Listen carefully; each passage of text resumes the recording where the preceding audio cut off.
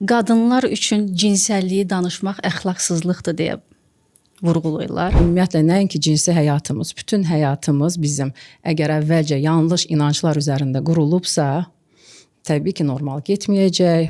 Yox, elə bir şey ola bilməz. Nə danışırsınız? Mən heç elə bir şey yaşamaq doğru bir şey deyil. Bu bizim iş həyatımıza, qarşılıqlı münasibətlərimizə, ailə həyatımıza, sonra valideyn modellərimizə, hər bir şeyə təsir eləyəcək.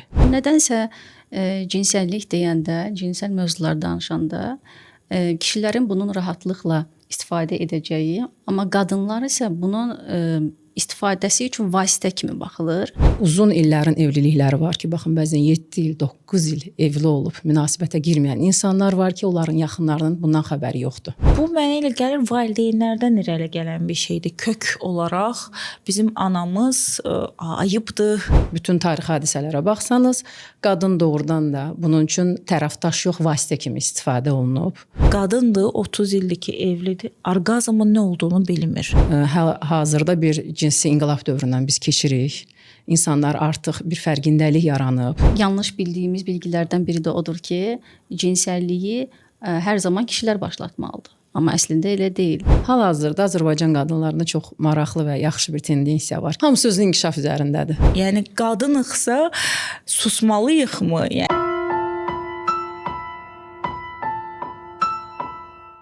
Əsas özüm, əsas çözümə xoş gəlmisiniz. İndidən bildirək ki, mövzumuz biraz plus 18 mövzulardır. Amma yenə də bildiyimizi, zənn etdiyimiz, bilmədiyimiz bilgilər haqqında danışacağıq. Hər kəsin danışmadığı və danışmaqdan imtina etdiyi mövzuları başlayacağıq danışmağa. Bu barədə ilk öncə buradan başlayaq ki, qadınlar üçün cinsəlliyi danışmaq əxlaqsızlıqdır deyə vurğulayırlar. Nədənsə kişilərimizdə bunu daha okeydir bu mövzu danışmaq, amma qadınlar üçün isə biraz daha ayıb sayılır. Amma ki bildiyimiz kimi bizim də Maslovun piramidasına baxsaq, bizim ilk piramidanın aşağısında olan ehtiyaclarımız ki var.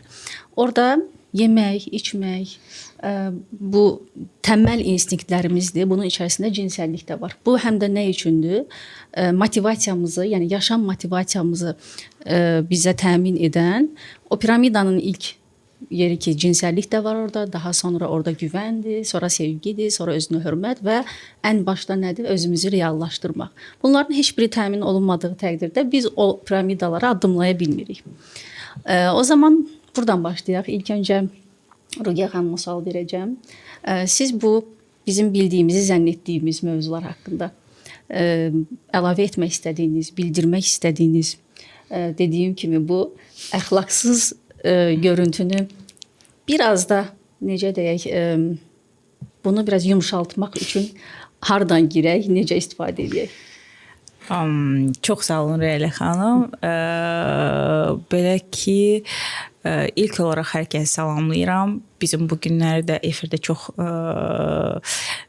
belə deyim, önəmli qonaqlarımızdan biri var, Xatirə xanım. Təbii ki, indi özü haqqında, öz sənədi haqqında daha ətraflı məlumat verəcəkdir.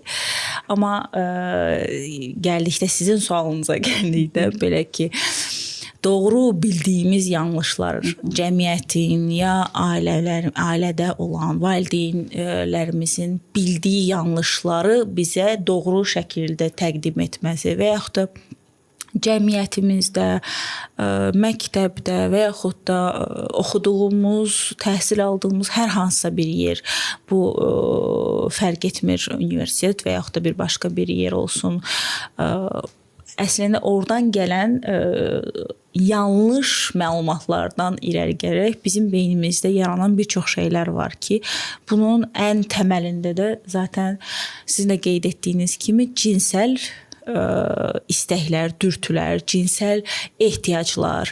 Bunu o qədər bloklamışıq ki, bir çox insan hətta bilmir ki, bu bizim ehtiyacımızdır. Yox, elə bir şey ola bilməz.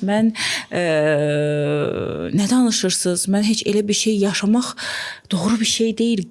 Sanki bu o qədər böyük bir günah və yaxud da o qədər böyük bir yanlışdır ki, eynən. Yanlışdır ki, biz bunun adını belə çəkməyə qorxuruq. Məncə razılaşarsınız Xatirə xanım. Bilmirəm, siz də bu barədə düşüncələriniz bizim üçün maraqlıdır. İlk öncə hər kəs salamlayıram. Özümü təqdim eləyim tanımayan tamaşaçılara ki, mən Xatirə İbrahimova, psixoloqam, ailə danışmalıyam, eyni zamanda cinsi terapevtəm. Həm ailələrlə, həm cütlüklərlə, həm də fərdi olaraq işləyirəm. Ona görə də cəmiyyətimizdə olan bir çox problemlər haqqında məlumatım var. Eyni zamanda tibbi təhsilim də var daha öncədən. Ona görə düşünürəm ki, bu mövzuları dərindən analiz eləyib danışa bilərik bir yerdə. Mövzumuz başlayanda daha çox bizim doğru bildiyimiz yanlışlardan danışdıq. Maslow'un piramidasından danışdıq. O piramidanın əsas prinsipi nədir? Psixoloq olmayan insanlara əgər biz onun məğzini çatdırsaq, bizə demək istədiyi odur ki, biz təməl tələbatlarımızı ödəməsək, özümüzü aktuallaşdırmağa qədər gedib çıxa bilməyəcəyik. Və təməl tələbatlarımız içərisində Röyalə xanımın dediyi kimi sadaladıqlarının yanında mütləq bir cinsi həyat nəzərə alınır. Təəssüf ki, bunu hətta insanların belə bunu etiraf etmək istəmirlər ki, bu mövzu onlar üçün çox önəmlidir və ümumiyyətlə nəinki cinsi həyatımız, bütün həyatımız bizim əgər əvvəlcə yanlış inanclar üzərində qurulubsa, təbii ki, normal getməyəcək. Bu bizim iş həyatımıza, qarşılıqlı münasibətlərimizə, ailə həyatımıza, sonra valideyn modellərimizə, hər bir şeyə təsir eləyəcək. Bu cinsəllikdə nəyə görə önəmlidir? Yanlış bildiyimiz inanclar. Çünki bir çox şeyi biz praktik olaraq həyatda öyrənib yoxlamaq şansımız olur. Əgər bir yanlış inancımız da varsa, necəsə belə deyək, o meydana çıxır həyat şəraitində. Amma cinsi sfera ilə bağlı olaraq insanlar əslində ən çox danışmaq istədikləri, amma ən az danışdıqları mövzudur. Balaca uşaqdan yaşlı insana qədər siz baxsanız bu mövzuları kiminsə yanında danışmaq istəyəsəniz, gözlərində bir xüsusi parıltı görəsiniz.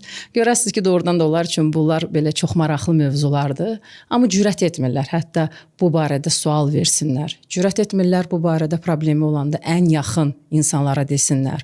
Hətta onların valideyni olsun, yaxın belə deyək, onların dost tanışı olsun. Uzun illərin evlilikləri var ki, baxın, bəzən 7 il, 9 il evli olub, münasibətə girməyən insanlar var ki, onların yaxınlarının bundan xəbəri yoxdur. Çünki bu çox ayıb, bacarmadısa insan bunu özünü yetərsiz hiss eləyir, onun özgüvəninə və özgüvən də aşağı olanda bildiyiniz kimi burada psixoloqlardır, bilirik ki, həyatın bütün sahələrinə təsir eləyir. Ona görə də xüsusilə cinsi temalarda bizim bildiyimiz, belə deyək, yanlışlar düzəldilməlidir. Amma bunu kim düzəltməlidir? Yenə də biz cəmiyyəti maarifləndirməliyik. İnsanların hamısının psixoloqa gedib çatmaq kimi bir imkanı yoxdur. Amma sosial media vasitəsilə ən azı biz öz borcumuzu yerinə yetirməliyik deyə düşünürəm. Nə gözəl, həqiqətən də zaten bu videonu bizim videoda deyil, bu kanalı açmaqda ən böyük məqsədimiz də zaten hər kəsi maarifləndirmək və sizin kimi və bir çox belə mütəxəssislərin bəli öz düşüncələri və təcrübələrini burada paylaşmasıdır. Çox sağ olun. Həqiqətən çox gözəl bir məlumat idi. Bəli, mən də qatılıram. Nədənsə cinsəllik deyəndə, cinsəl mövzular danışanda kişilərin bunun rahatlıqla istifadə edəcəyi, amma qadınlar isə bunun istifadəsi üçün vasitə kimi baxılır və buna görə də qadınlar kişidən bir cinsəl olaraq bir reaksiya ya da istək gördükdə özlərini istifadə olunmuş kimi hesab edirlər. Bunun əsas səbəbi sizcə nədir? Aha. Əslində burada biraz da istismar kimi gedir. Sanki qadının öz istəklərini ifadə etməməsi. Bu mənə elə gəlir valideynlərdən irəli gələn bir şeydir. Kök olaraq bizim anamız ayıbdır. Sən belə bir şey haqqında yoldaşına, yəni neçə illik siz deyən kimi də Xatirə xanım, neçə illik adamın yoldaşıdır, amma öz istəklərini ifadə etmək kənara dursun, belə bir şey onda yaranması. Adicə qadındır, 30 ildir ki evlidir, orqazmın nə olduğunu bilmir. Yəni bundan həzz almalı olduğunu, cinsi münasibətdə qadının da həzz ala biləcəyini heç bilmir və ona o qədər ayıb kimi görür ki... Bəlkə də çox bilməyəcək. Eynən. Bilməməsi belə narahatlığını belə ifadə edə bilmir ki, bu adam istirikoz nevroza çevrilib ki, artıq özünü çox idarə edə bilmir, ani, aqressiv ataklar falan bunlar keçirdir və deyir ki, mən nevrozam. Nevropatoloqa getməliyəm. Bastırdığı duyğulardan xəbəri yoxdur amma. Bəli. Və İstəklərini bunun kökəninə baxanda deyirik ki, yəni siz özünüz də yəqin ki, bu müşahidə etmisiniz ki, insanın o qədər bu bastırılmış hisslər var ki, yəni heç deyə bilmir ki, adamdan soruşsaq ki, orqazm nədir? Yəni heç bunu həyatınız boyu keçirtmisinizmi? Heç xəbəri yoxdur ki, bu nədir? Necə olur? Yəni həzz ala bilərəmmi mən? Yanlış bildiyimiz bilgilərdən biri də odur ki, cinsəlliyi hər zaman kişilər başlatmalıdır. Amma əslində elə deyil.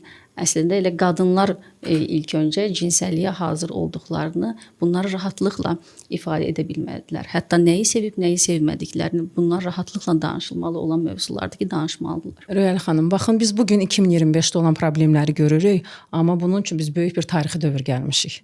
Əsrlər boyu, min illərlə boyu gəlmiş bir nəsilik və bizim Röyələ xanımın dediyi o qadın modelləri haqqında fikirlərimiz əslində doğrudan da təsdiqlənib. Bütün tarix hadisələrə baxsanız, qadın doğrudan da bunun üçün tərəfdaş yox, vasitə kimi istifadə olunub və bu tərəfdaşların hətta sayının bir yox, bir neçə olmağı bir çox patriarxal cəmiyyətlərdə norma olaraq qəbul olunub və demək olar ki, biz sivilizasiyanın indi ən inkişaf eləmiş dövrünə gəlib çatmışıq ki, artıq cürət edib bunu bir cəmiyyət qarşısında danışa bilirik. İnanın ki, bunu bir 10 il öncə başqa ölkələr bizə yaxın olan qonşu ölkələr belə eləyə bilmirdilər.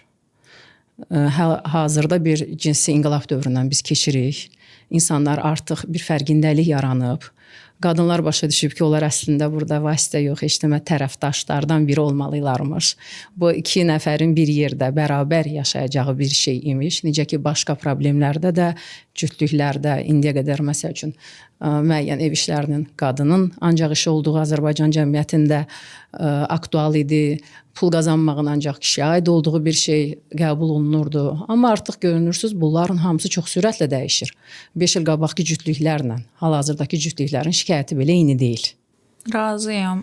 Sürət var, amma bir o qədər deyil. Nə qədər bu siz deyən kimi də, yəni texniki vasitələr əlimizdə olsa belə, bu sürətin mən deyərdim ki, tamam, xeyri tərəfləri də olsa belə, ziyanlı tərəfləri də var. Təbii ki, istifadə etdiyimiz şeyə də baxmağımız çox önəmlidir. Mənə maraqlı gələn nədir? Çoxu xanımların azadlıq istəyi, azadlıq deyirik də, yəni bizim o sərbəstlik deyək, sərbəstlik, müasirlik deyək. Çünki dədə-nənələrimizin sözündən mən azadlıq sözü dedim. Çünki nə bilim xanımlar artıq deyəndə ki, yox, mən rahatlıqla öz istəklərimi ifadə etmək istəyirəm, belə elə baxıram ki, köhnə nəsil deyəcək, amma çox da köhnə deyil əslində. Onlar deyir, sən xarici ilə evlənsən daha yaxşı olar. Sən Azərbaycanlı yəni yoldaşdan deyil də yola gedə bilməyəcəksən. Səni heç kim saxlamaz. Sən necə deyim, xarici ilə evlən. Bu şeylərin varsa. Nə qədər yanlışdır. Yəni qadınıqsa susmalıyıqmı? Yəni təbii ki, burada sadəcə qadınlardan da söhbət getmir. Biz kişilərdən də danışacağıq ki, kişilərin də doğru bildiyi yanlışlar var ki. Amma yəni qadının sırf istəklərini deməməsi, bu qədər belə necə deyim, sərhəddə, yəni cizgi qoyulubdur ki, sən deyə bilməzsən. Hətta sən sevgilisən, sən ondan yaxınlıq, hətta öpüşmək ki, gələcəkdə evlənsən, bunu sənə kozor kimi, yəni başına qalxınca edəcəkdi ki, bax, sən sevgili vaxtı mənə bunları icazə verirdin. İndi evlənmişik, sənə mən güvənmirəm, inanmıram. Yəni görün qadının necə özgüvəninin tapdalanması var və xanım da ona gələn o qədər dəyərlər, o baskılar valideynlərdən, cəmiyyətdən gəlir ki, adam deyə bilmir ki, mən əslində normal bir şey etmişəm. Yəni normal istək, sevgi, sevilmişik bir yerdə bunu yaşamağımıza baxmayaraq sən bunu deməyin nə qədər yanlışdır. Bu yanlışı doğru hesab eləyir və ona baş əyir. Baxın, bu əsasən şəxslərin bərabər inkişaf etməməsindən görülür. Hal-hazırda mən bir psixoloq kimi eyni zamanda təlimlər də keçirirəm. Siz təsəvvür eləyin ki, bizim bir 100 iştirakçımız olursa, onun maksimum 2-3 nəfəri kişi olur. Qalan hamısı qadınlar olur. Hal-hazırda Azərbaycan qadınlarında çox maraqlı və yaxşı bir tendensiya var ki, mən bunu bəyənirəm. Təbii ki, onlarla həmcins olaraq hamısı özünün inkişaf üzərindədir. Durmadan baxın təlimlərə gedirlər. Bu natiqliklə bağlı olur, psixologiya ilə bağlı olur, özünün inkişafla bağlı olur, istənilən bir sfera ilə bağlı olur. Kişilərdə o nyans çox az-azdır və biz görəndə təlimlərimizdə belə deyək, kişilər var, çox sevinirik. Nəyə görə? Çünki onlar da cəmiyyətin bir xəbərçisidirlər. Onlar da gedib öz həmcinslərinə çatdırmalıdırlar ki, bəs xəbəriniz var, bu proseslər baş verir qadınlar arasında. Ona görə mən düşünürəm ki, biraz bu qadınların sürətli inkişaf eləmə belə deyək də tempinə biraz kişilərimiz də uymalıdırlar. Ona görə də hətta siz baxsanız bu il ərzində xarici ilə nə qədər evlənən Azərbaycanlı qadın var. Bu nəyə görədir? Dediyiniz kimi Dəyişim, inkişaf. Bəli, çünki bu mənim fikrimi Azərbaycanda qəbul eləyəcək oğlan olmayacaq. Ona görə də nə edəcək? Üz tutacaqlar başqa millətin nümayəndələrinə. Gene fondumuz ola bilər, bəlkə biraz qarışaraq, biraz dəyişir, bəlkə sağlamlaşır, müəyyən belə deyək də bir şeylər əlavə olunur, amma daha yaxşı olardı ki, baxın bizim qiymətli, dəyərli qızlarımız öz belə deyək də yetişdirdiyimiz oğullar tərəfindən başa düşülsün. Ona görə də baxın xüsusən anaların boynuna böyük yük düşür. Mən həmişə hər şeyə rəğmən düşünürəm ki, anaların böyük bir vəzifəsi var, uşaq tərbiyə eləmək. Doğrudur. Çünki atalar istərsəməz işdə daha çox vaxt keçirirlər.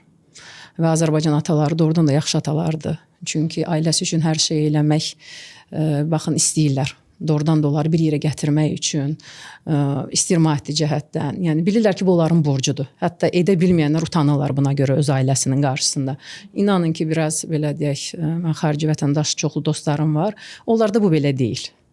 Onlarda deyə bilmərsiniz ki, kişinin borcudur ev almaq, uşaqları saxlamaq, qadına nəsə eləmək. Yox, bir borc kimi deyil. Hərə belə deyək də öz başını saxlayır.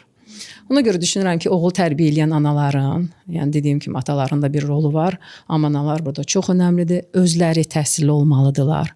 Təhsil burada ancaq universitet təhsilindən söhbət getmir. Artıq əlimiz çatacaq bütün informasiya əlimizin altında var. Əgər biz o telefonla TikToka baxmaq üçün istifadə edə biliriksə, deməli istəsək məlumat da ala bilərik. Uşaq tərbiyəsinə aid olsun, dil öyrənmək olsun, kompüter kursu, hər şey bizə baxın YouTube verir, düzdür? Yəni istəyən özünü inkişaf elətdirə bilər. Artıq bütün bəhanələrə sondur. O deməkdir ki, biz buna uyğun olaraq oğul tərbiyə eləyə bilərik ki, baxın, o qızları qəbul edə bilsin. Bir mart ayının öncəsi 8 martdan biraz az keçib. Yadıma gəlir ki, mənim oğlum xaricdə yaşayır, burada deyil. Mənə məktub yazıb göndərmişdi öz əl belə deyək, yazısı ilə ki, mənə qadınlara dəyərli olduğunu öyrətdiyin üçün çox sağ ol. Nə gözəl. Hə, mən də oradan da özümlə də fəxr elədim. Eyni zamanda düşünürəm ki, bütün qadınlar bir-birindən baxın yaxşı nümunələri misal götürməlidirlər. Evdə balaca olandan, 3 yaşından, 5 yaşından artıq bax sənin qarşındakı hansısa bir ananın övladıdır. Onu incitmək olmaz. Onun hissləri var, emosiyası var. Sən ona hörmət eləməlisən, sən onu dinləməlisən, sən onun baş tacını etməlisən. Sənin yanında qadın özünü dəyərli hiss etməyəcəksə, dəyərli olduğu başqa yerə gedəcək. Bunu bilsələr, inanın ki, cəmiyyətdə bir çox ailələr qurtulacaq deyə düşünürəm. Doğrudur, mən sizə çox qatılıram. Həqiqətən çox gözəl vurğuladınız.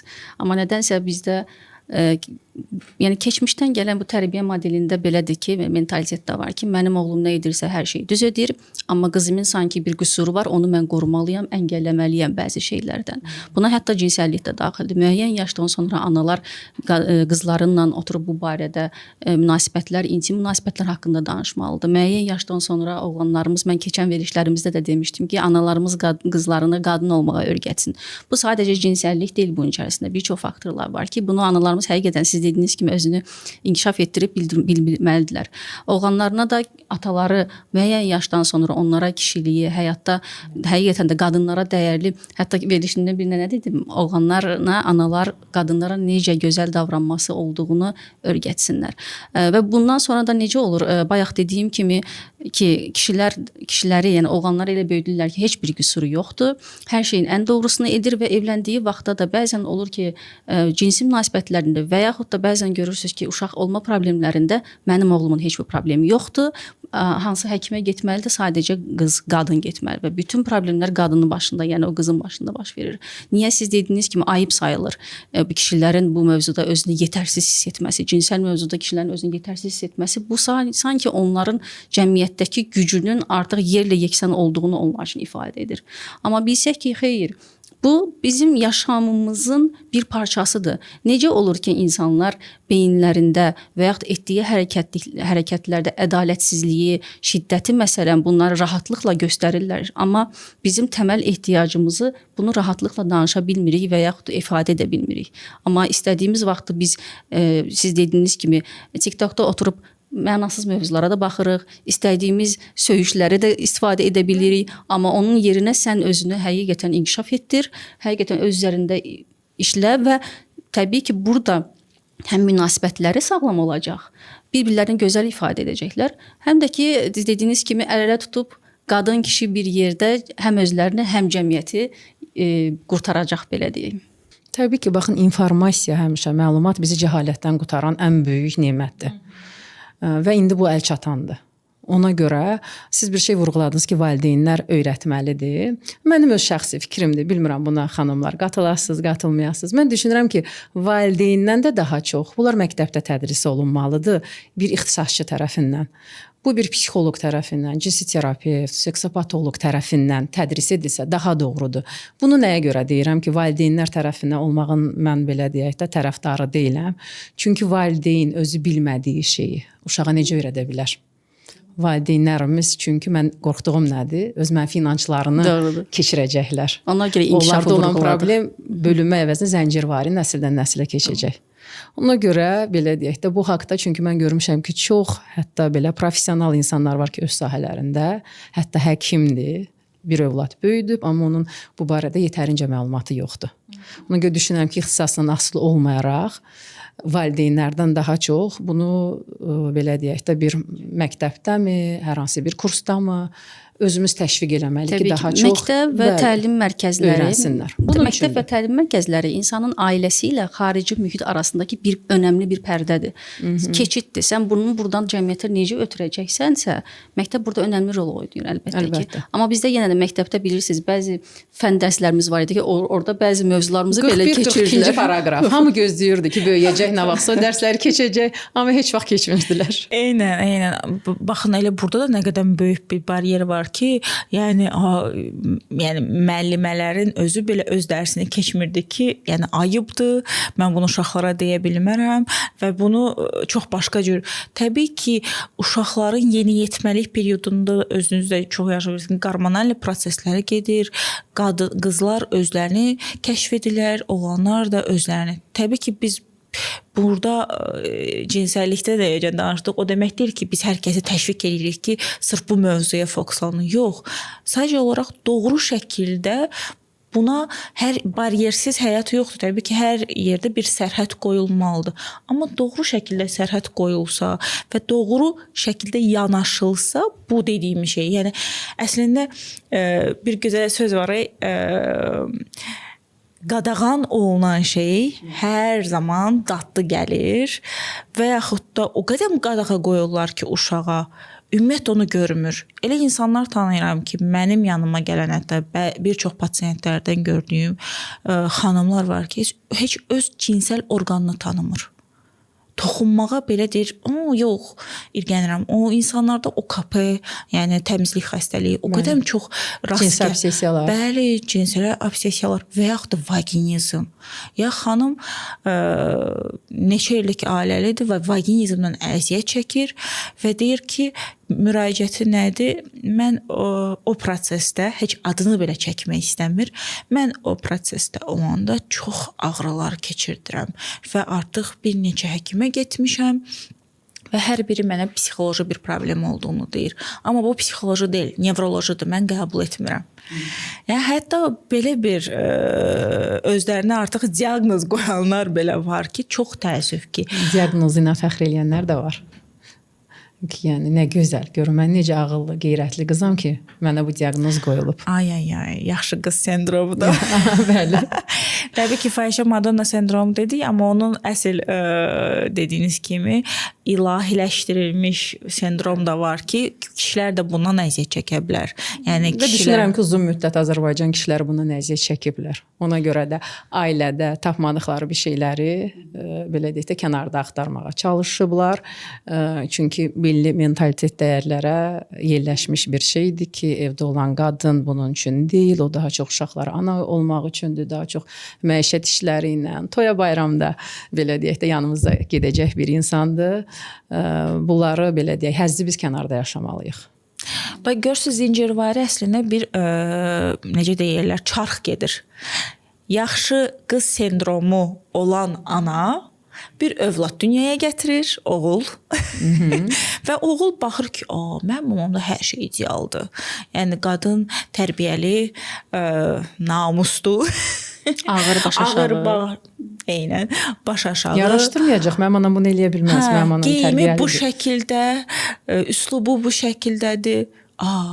Mənim anam belədirsə, mən belə xanım tapmalıyam deyib elə bir xanımla evlənir, amma siz dediyiniz kimi həzzi, sırf seksual istəklərini, hətta insanlar fantaziyalarını belə kənarda axtarmağa başlayırlar. Öz evləndiyi xanım, sevdiyi xanımla deyil də kənarda həzz yaşamağa daha çox üstünlük verir. Bu dediyimiz kimi o zincirvari bir çarxdır ki, xanım yaxşı qız sendromundan bir fahişə Madonna sendromlu bir oğlu olur və təbii ki, orada gəlin nə formaya keçir, gəlindən uşağa nələr keçir, o artıq başqa bir mövzudur. Həqiqətən də çox dəhşətdir deyək ki, bu zinciri biz sındıra bilmərik. Təbii ki, insanlar istəməlidir ki, bu zinciri bir qopartsınlar, amma ən azından maariflənə bilərlər ki, belə bir şey var.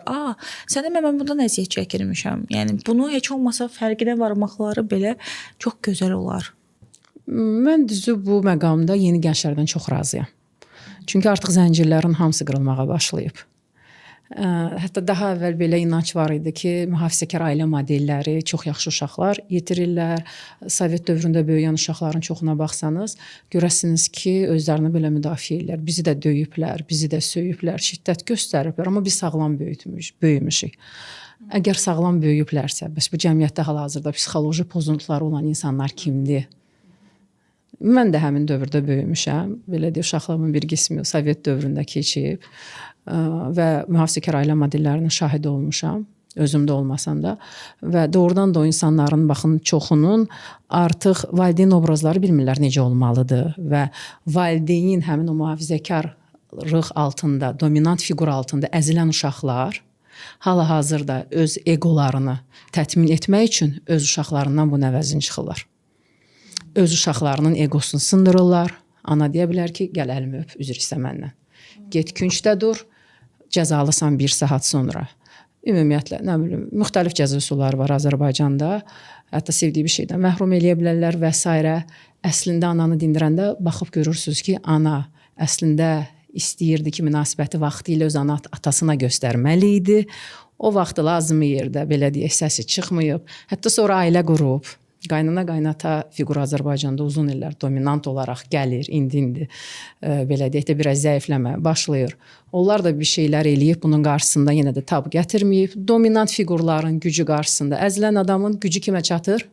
Aqressiyanın ötürülmə bucağına baxanda uşaqlara. Ən zəif uşaqlara. Uşaqların gücü kimə çatır? Öz həmyaşıdlarına, öz oyuncaqlarına, evdə hər hansı bir cansız əşyaya gedəcəklər. Gəlib deyəcəklər ki, evdə uşağım hansısa mebeli xarab elədi, dırnağın yedi və yaxud ətini başladı didməyə, həm yaşıdları ilə dava eləyir sinifdə. O uşaqda hardandır bu aqressiya? Çünki o da öz valideynindən göstərə bilmir. Baxın, bu ego savaşları necə ötürülür yavaş-yavaş. Və Freydin də öz yanaşması məsəl üçün o nə deyirdi? İsterik nevrozlara daha çox baxın o toplumlarda rast gəlinir ki, orada daha çox cinsəllik açıq şəkildə yaşanmır. Hal-hazırda qərb tərəfdə Amerika olsun, Avropa olsun mədəniyyətinə baxaq və şərq mədəniyyətinə baxaq. Onların arasında çox böyük fərq var. Nevrozların sayına görə qadınlar arasında. Harda ki azad münasibətlər yaşadılır, orada qadınlarda nevroz azdır. harda ki bu xəlbət şəkildə cinsəllik yaşanır, azad heç bir fikri ifadə etmək olmaz, istəyi, problemi və s. Burada nevrozların sayı çoxdur.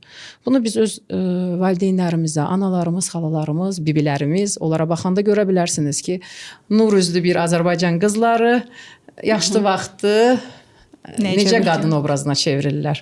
Varmı belə uzun zamandır görmüsünüz nur üzlü bir xanımlar? Bir 60 yaşı olan, 70 yaşı olan. Yox, nəyə görə? Nevrozlar, amma bilmirlər. Baxın, yəqin ki, ola bilər indi mənim danışığıma da qulaq asıb. Xoşları gəlməyəcək, altdan nəsə bir komment yazacaqlar. Yəni, hər cürə özlərini təbii ki, müdafiə eləməyə çalışacaqlar. Çünki onların əzbərə bildiyi budur. Müqavimət göstərir şüur buna. Biz də mən cəzbələri pozmaq üçün buradayıq. Hətta yekun olaraq da belə bir şey də mən demək istərdim ki, çox gözəl yerə toxundunuz ki, biz o modelləri biraz yıxıb, təbii ki, yenilərini yaradacağıq. Amma heç olmasa bizə zərər, ən az zərərlə və uşaqlarımıza, ən çox da bunu uşaqlarımız üçün etməliyik. Yeni nəsillərə bu şeyi ötürməmək üçün daha açıq, rahat danışaraq. Zaten biz evdə görürük ilk tərbiyəni. Təbii ki, məktəbdə də siz deyən kimi buna dəstəkdir. Orada da bizə rahatlıqla bu mövzu haqqında məlumat versələr ki, cinsel istəklərinizi bu şəkildə yönləndirə bilərsiniz. Hətta orada masturbasiyanın belə nə olduğunu izah etsələr, xanım qızlara da, oğlanlara da, çox insan heç bu haqda belə uşaqlar belə məlumatı bilmədiklərindən yanlışlar nə qədəm eləyib özlərinə infeksiyalar belə saldığı məqamlar var ki, məncə bu haqda başqa bir zaman daha geniş formada danışsaq doğru olar. Amma siz dediyiniz kimi doğru məlumat ötürsək daha yaxşı olar. Doğrudur. Qatılıram. Hər birinizə çox gözəl mövzu oldu. Mən də vurğulamaq istəyərdim. Bayaq siz vurğuladınız qadınlardakı olan aqressiyanın, yəni analarda olan aqressiyanın uşaqlarının necə ötürülməsi barəsində və bunun fəsadlarından biri də həmin oğlan irəli yaşlarda bunu cinsel şiddətə olaraq da bastırılmış qəzəb cinsel şiddət olaraq, cinsel bir neçə fantaziyaları olaraq da bunu təzahür etdirir. Sadəcə bunu həqiqətən də doğru şəkildə bildiyimiz təqdirdə, yönləndirə bildiyimiz təqdirdə sağlam cinsəlliyi mühitimizdə yaşaya biləcəyik. Bu o demək deyil ki, burada kişilərin bu intim instinktlərinin olmasını aşağılamırıq. Bu normaldır. Bunu normal qəbul etmək lazımdır kişilərdə ki, bunun inkişafını evrimsəlliyə də çox girmədik. İnşallah gəlir mövzularda girərik. Bunu normal olaraq qəbul edib sadəcə bunu düzgün şəkildə istifadə etməyi və kişilərin də həqiqətən bu instinktlərinin qadına yönəlməsinin əslində normal olduğunu qadınlarımız bunu həqiqətən dərk etməlidirlər. Sadəcə mütəxəssislərə və yaxud özləri də bunu bacardığı şəkildə cinsəlliyi düzgün şəkildə harda necə ifadə edib yönləndirməlidirlər, bunu öyrənməyi bilməlidirlər. Çünki Royalə xanım, baxın, tibbi olaraq beyində aqressiya və cinsəllik eyni mərkəz tərəfindən idarə olunur. Ona görə də dediyiniz kimi, bunların hər hansı birinin düzgün idarə olunmaması, o birisinin həmən aktuallaşmasına gəlib çıxacaq. Hətta bu fonda cinayətlər belə olur. Baxın, cinsi şiddəti çox olan cinayətlər, baxaq görərsiniz ki, daha çox aqressiya faizi yüksək olan insanlar tərəfindən olur. Bunların hamısı bir-biri ilə bağlı ümumiyyətlə proseslərdir. Ona görə birinin, belə deyək də, yerində olmamaq o birisini də istər-istəməz tətikləyəcək. Ona görə düşünürəm ki, cəmiyyətdə ən azı bilgili insanlar tərəfindən informasiyanın doğru şəkildə, təhrif olmadan, insanların öz subyektiv fikri qarışmadan, yəni elm olaraq çatdırmaq lazımdır izləyicilərə, cəmiyyətə. Eynən. Çox sağ olun. Çox gözəl video alındı. Təşəkkür edirik. Mən təşəkkür edirəm. Çox sağ olun dəvətiniz üçün. Çox maraqlı həmsöhbət oldunuz. Sağ olun. Eynən, qarşılıqlı. Təşəkkürlər. Görüşərik gələn mövzularımızda yenə sizin istəyiniz əsasında. Hələlik. Hələlik.